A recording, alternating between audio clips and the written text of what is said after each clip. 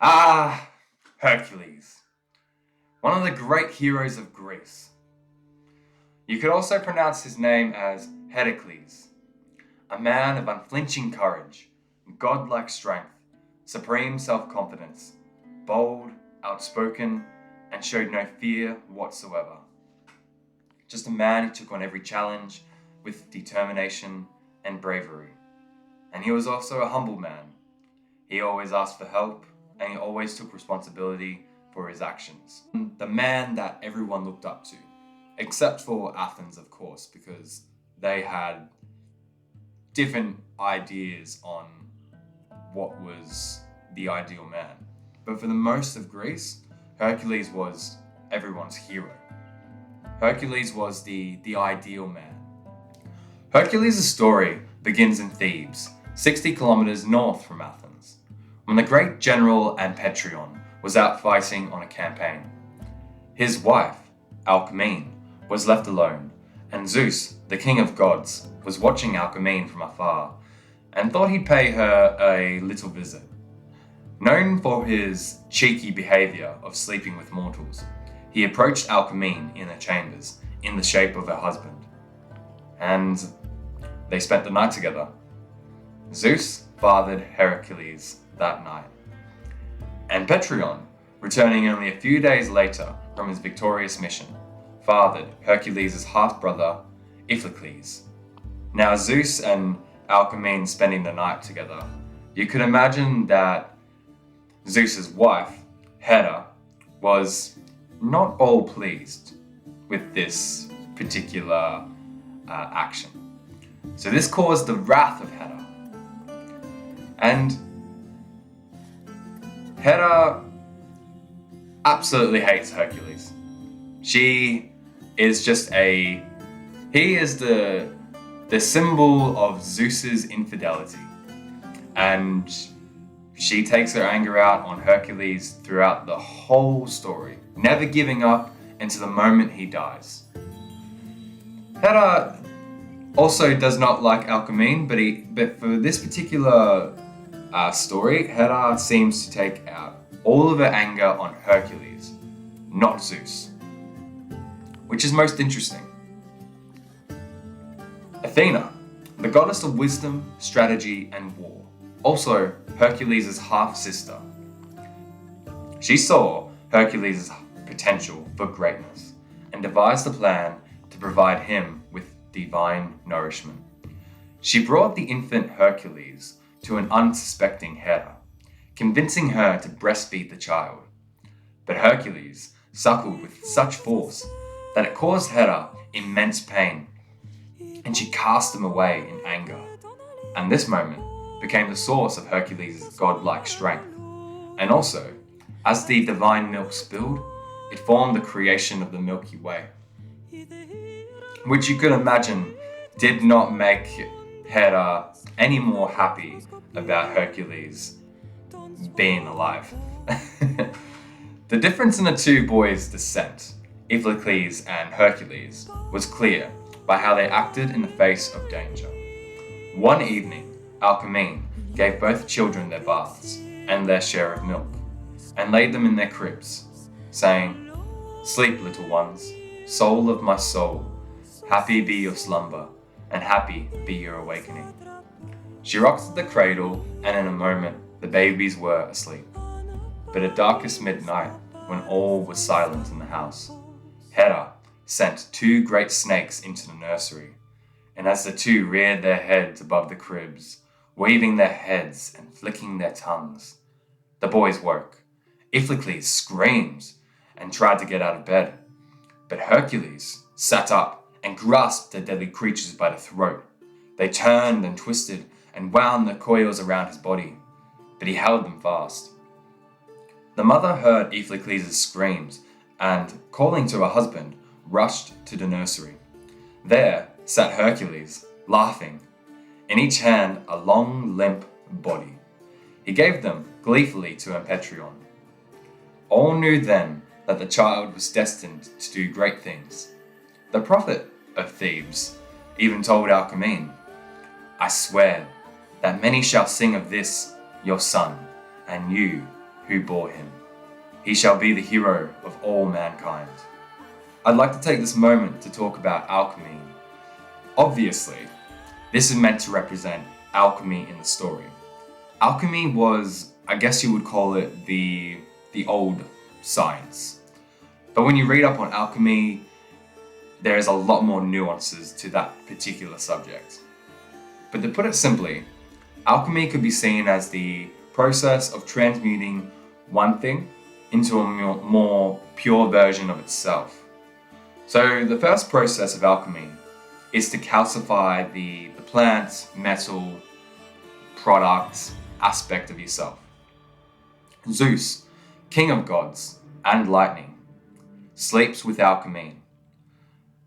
Now, lightning being another type of fire, really, or a more potent fire, as it were, Zeus and Alcmene represents the beginning process of alchemy. And when the prophet says to her, "They shall sing of this your son, and you who bore him," even though Alcmene plays just a small role in the story, but this is because the subject of alchemy is truth within nature, really. And Hercules, he could be seen as the philosopher's stone.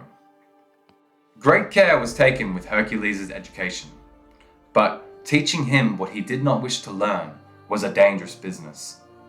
He seems not to have liked music, which was a most important part of a Greek boy's training, or else he disliked his music master. He flew into a rage and dealt a fatal blow to his teacher with his lute. This was the first time he dealt a fatal blow without intending it. He did not mean to kill the poor musician. He just struck out on impulse without thinking, hardly aware of his strength. He was sorry, so very sorry. This showcases Hercules' humility and pure heart. He simply just does not know how to control his emotions and great strength. And whenever this sort of thing happens in his story, he always encourages punishment upon himself. So he's always taking responsibility for his actions, and you can tell that his heart is pure. It's just that he can't control himself. He's he's an infant, of course. So he's at the beginning stages of his story where, he's obviously got some work to do. The other subjects like sword training, wrestling, and horse riding, he took to more kindly, and his teachers all survived. By the time he was 18, he was full grown, and he killed alone, by himself, the Thespian lion, which lived in the woods of Ketharon. After he killed the lion, he wore its skin as a cloak, with the head forming a hood over his head. This is where in the story I'd like to add that the lion seems to be a totem, a symbol, or an aspect of Hercules' subconscious. And I'd like to maybe even go as far as to say that the Leo constellation can be or could be seen as a reflection of Hercules. It's just some food for thought, really. But it definitely seems that Hercules symbolizes a lion's great strength and raw ferocity, or the other way around, especially in regards to fighting and raw emotion. Take this as you will, but the lion certainly is a reflection of Hercules, or there is an aspect of Hercules and the lion. The two go hand in hand, which is, to me, there's something there that we need to like pick on, that we want to, discover a little bit more about. Hercules, as great a warrior as he was, he had many fights, and all wanted him by their side. After conquering the Minyans, a legendary group of people who were causing great burdensome on another city, the citizens gave Hercules as a reward the princess Megara, or Megara. He was devoted to her and their 3 sons, and he truly loved them. But this marriage sadly brought upon him the greatest sorrow of his life. Hera, who still hated Hercules, sent him into a madness, and he killed his beloved wife and sons. His sanity returned, and he found himself in his blood-stained hall, the dead bodies of his sons and his wife beside him. He had no idea what had happened. Only a moment since, as it seemed to him, they had all been talking together. As he stood there in utter bewilderment, the terrified people who were watching him from a distance saw that the mad fit was over, and Enpetrion dared to approach him. There was no keeping the truth from Hercules. He had to know how this horror had come to pass, and Enpetrion told him.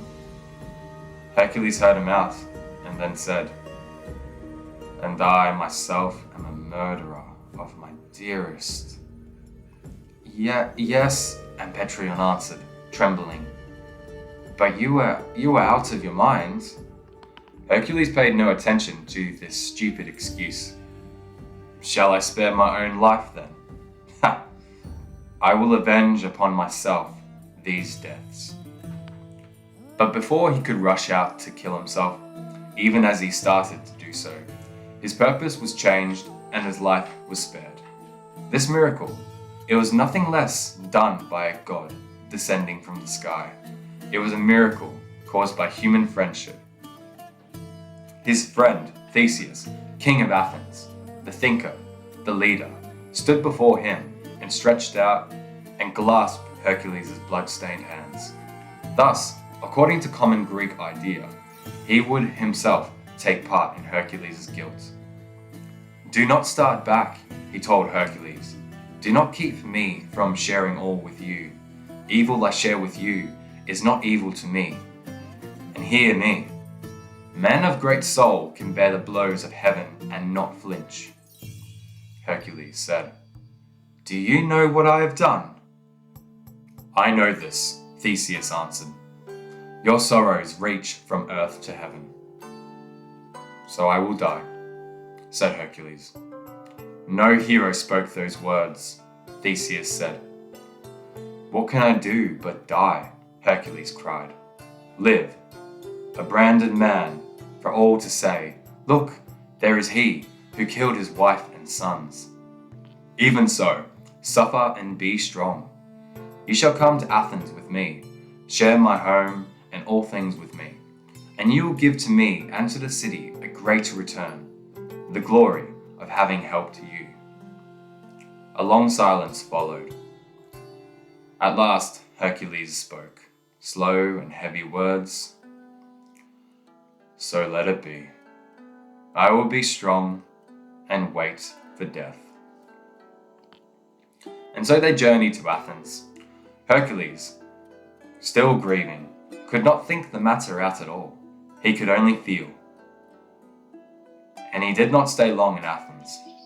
He later went to Delphi to consult the oracle. The priestess looked at the matter and said, "You need to be purified, and only a terrible penance can do that." She told him to go to Eurystheus, king of Messene, and submit to whatever he demanded of him.